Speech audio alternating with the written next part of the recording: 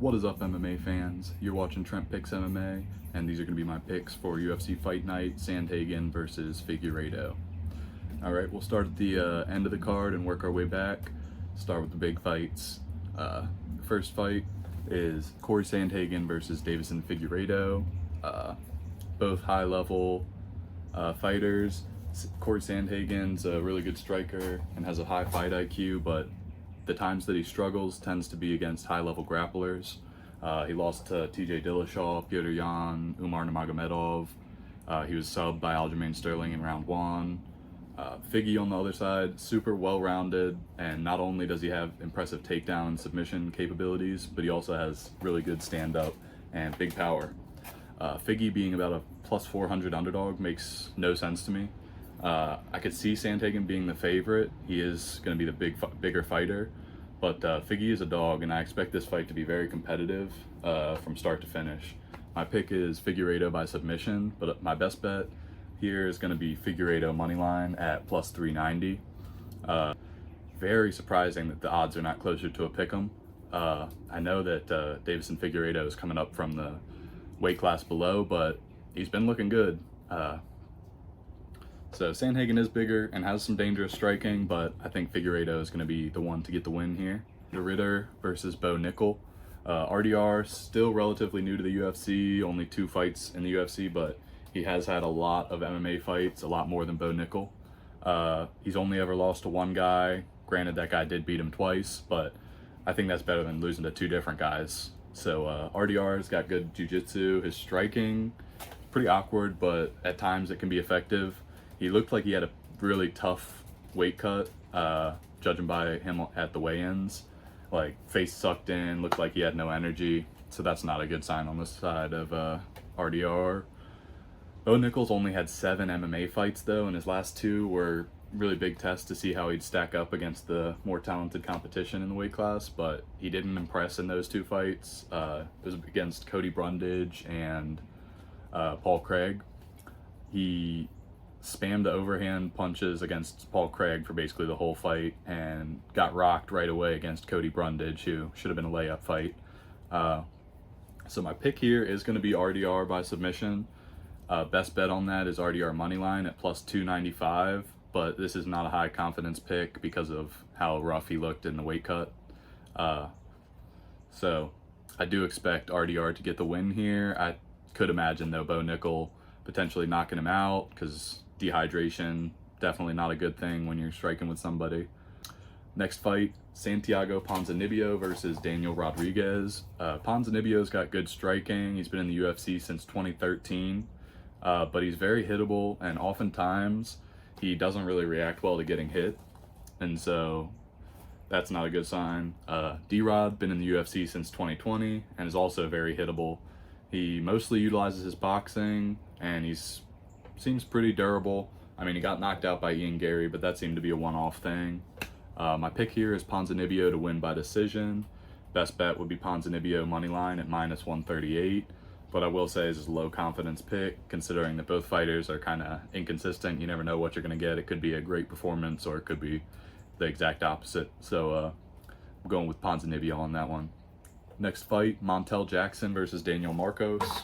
Montel, fast Jackson, is super talented. He's got great straight punches with big power and really good at range management, controlling his distance. He seems to have some pretty good grappling skills too, and this is aside from the fight, but he's a really respectful guy, and you love to see that. Marcos, undefeated, but he did have 2 split decisions in the UFC.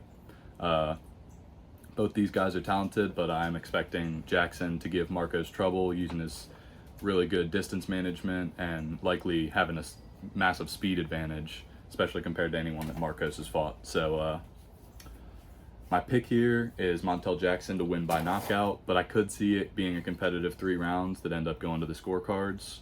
But best bet there is going to be Jackson by knockout at plus 380.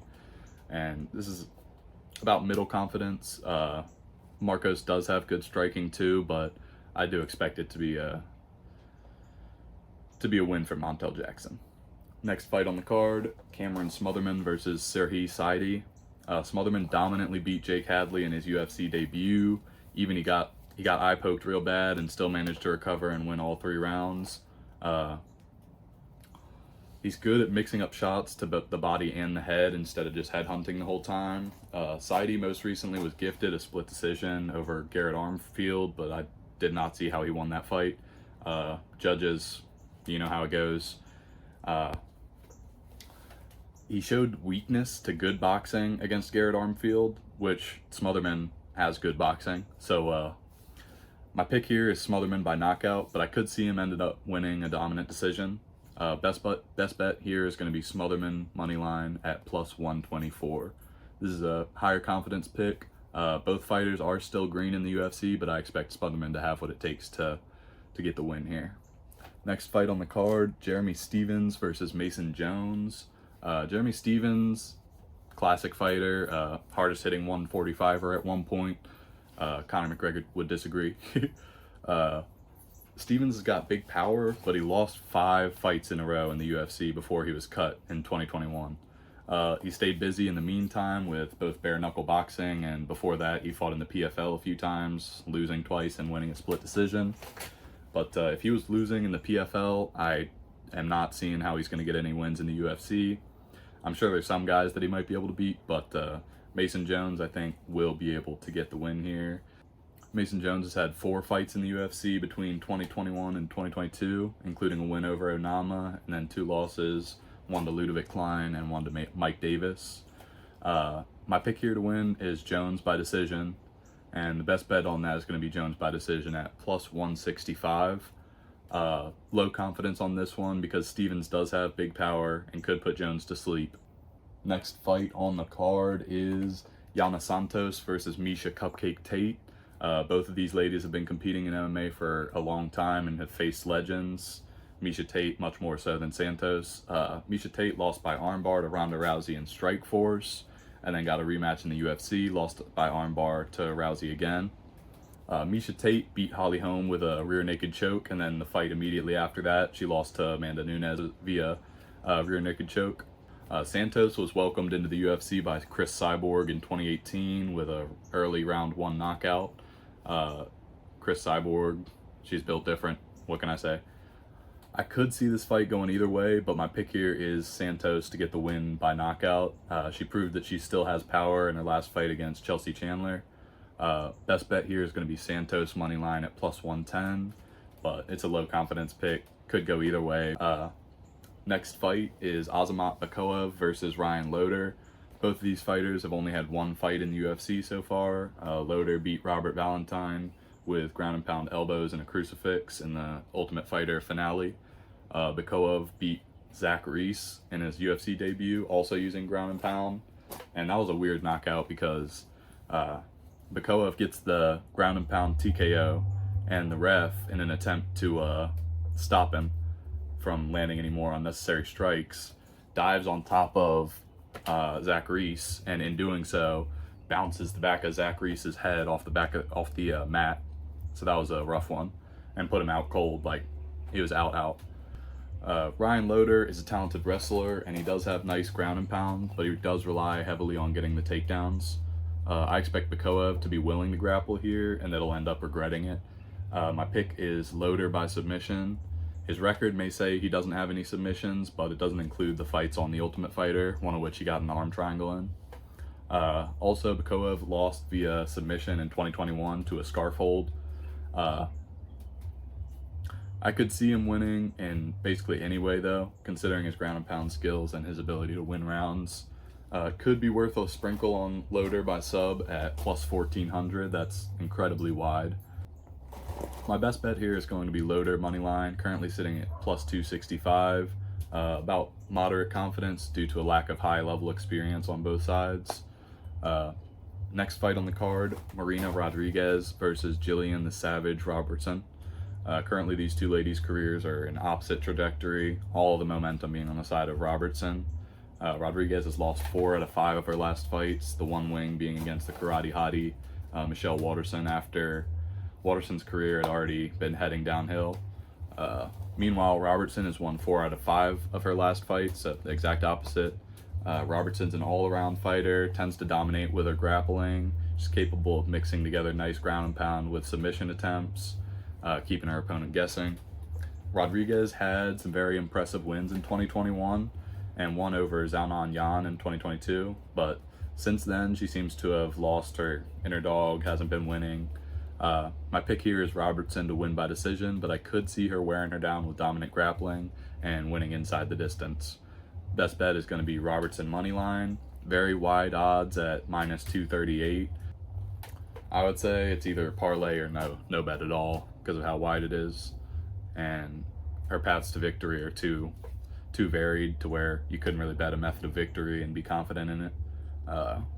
Next fight, Gaston Bolaños versus Quang Le. Bolaños was dominated by Marcus McGee, repeatedly wobbled in round 1 and then continued to be picked apart until McGee got a beautiful TKO. His next fight, he was given Cortavius Romeus, who in my opinion is not UFC material, and Bolaños was able to win the decision there. Quang has got very good grappling abilities and he can land big power at times. We haven't quite seen it in the UFC yet, but he does have power. In his last fight, he was knocked out by Zhao Long, but the fight before that, he was competitive against Chris Gutierrez, eating so many leg kicks. And even though he didn't win the decision, he stuck in there all the way to the end and managed to have big moments of his own throughout the whole fight. My pick here is Quang Le by submission, but I could see him ending up getting the win in any method. Best bet is going to be Quang Le money line at plus 108.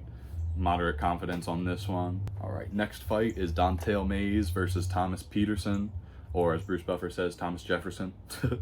Both of these fighters lost to Shamil the Blob Gaziev. Dangerous guy. Peterson was knocked out and Mayes lost the decision badly. Peterson looked very good against Kamaru Usman's brother Muhammad Usman. He controlled the majority of that fight with his striking and kept Mo thinking by mixing in some occasional grappling as well. Peterson's got nice head movement, good cardio, nice straight punches and counter striking. Peterson's definitely talented. Don'Tale Mayes has got power, but he lacks cardio, doesn't have takedown defense, and he doesn't react well to being hit. My pick here is Peterson by knockout, possibly in the later rounds once Mayes is gassed. I see Peterson having multiple paths to victory, while Mayes would need a lucky punch to get the win here. Best bet is Thomas Peterson to win by knockout at plus 370, surprisingly wide. Moderate confidence here because Mayes is beatable everywhere, and I think the money line on Thomas Peterson would also be good parlay material. Next fight on the card, it's going to be our card opener. Juliana Killer Miller versus Ivana Petrovic. Petrovic most recently fought Jamie Lynn Horth and lost a split decision. Juliana Miller has one win in the UFC, lost in her last 2 fights to Luana Santos and Veronica Hardy. I expect Petrovic to get the win here. A split to Horth is pretty good, and a loss to Veronica Hardy on the side of Miller, that's a rough look. My pick here is Petrovic to win by submission. Best bet is going to be Petrovic to win by submission. This is low confidence though. There are definitely better fights to bet on this card. As always, gamble responsibly if you're going to gamble. And yeah, let's have a great night. Good luck to everybody in their picks. Feel free to leave in the comments below what you think is going to happen in any of these fights. If you like the video, be sure to like and subscribe. I appreciate everybody. Yeah, thank you. Have a great night.